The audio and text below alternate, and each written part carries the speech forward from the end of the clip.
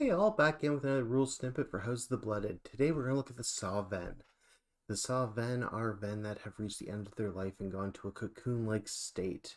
In this stasis, they interact with the Ven through dreams and blessings they can give from beyond.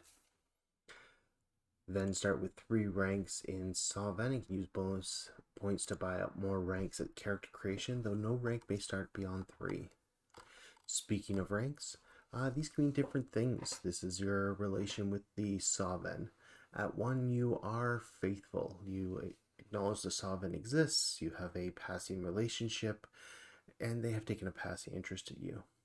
At 2, you have become a devotee. You understand and respect the ceremonies that the Sauven provides, getting more of their attention. At 3, you are an acolyte. You are a speaking member of the faith that's Sauven. You tend to have a great deal of their attention. At 4, you are an anointed. You are important to the cult of that Sauven. You understand many of its mysteries and many of its secrets. At last 5, you are a priest. You are acknowledged as a speaker for this Sauven in the world. You recruit others, you know many of its arcane riddles and other situations. Stepping forward, we're going to look at blessings given. All Sauven have a number of blessings they can give. This is chosen at the beginning of the season by the narrator, and they can be used throughout the season. Some of them cost style or other things to invoke, but these are unique abilities that can be used once a season and refresh each season as long as you don't anger the Sauven or lose your devotion to them. Next, we're going to look at gaining devotion. Any Sauven that the devotee is aware of can spend a season action to gain 1 rank in them. It's just understanding and making that connection, acknowledging they exist, can gain their attention. After that, to go from rank 1 to 2, it takes a season action, and you must make a sacrifice of at least 1 resource. For every resource you sacrifice, you gain a dice. 2 if it's a luxury item from going from 1 to 2. If you roll even a single even die on these, your devotion rank increases. However, if you roll nothing but odd dice, you have offended the Sauven and you gain nothing. From going from 2 to 3, it is a similar thing, but you must sacrifice at least 2 resources.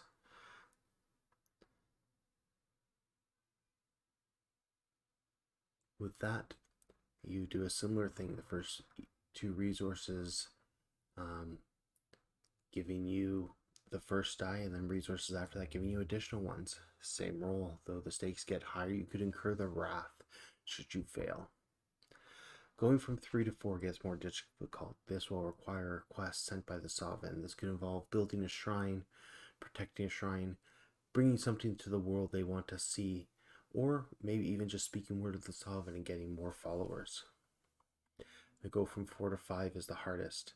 You will be given a quest, a secret, and something that you must prove. This could be building a temple, proving your loyalty, or maybe even proof through blood sacrifice.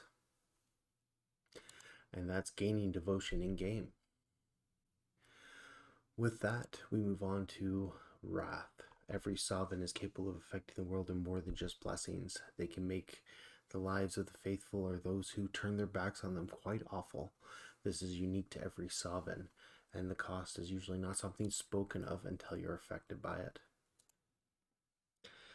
Beyond that, there is the greater game. As the Ven retire from life and go into the cocoon state, there are rules for playing as a Sauven. I won't go into too much detail now, I just want the players to know that is a possibility.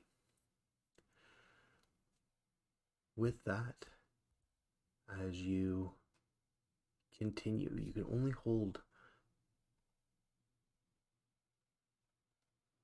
With that, as we continue, there are also the Dark Ven. Ven that are not spoken of. These Ven are hidden from the world. Their worshippers are hunted down or gotten rid of at the best of times.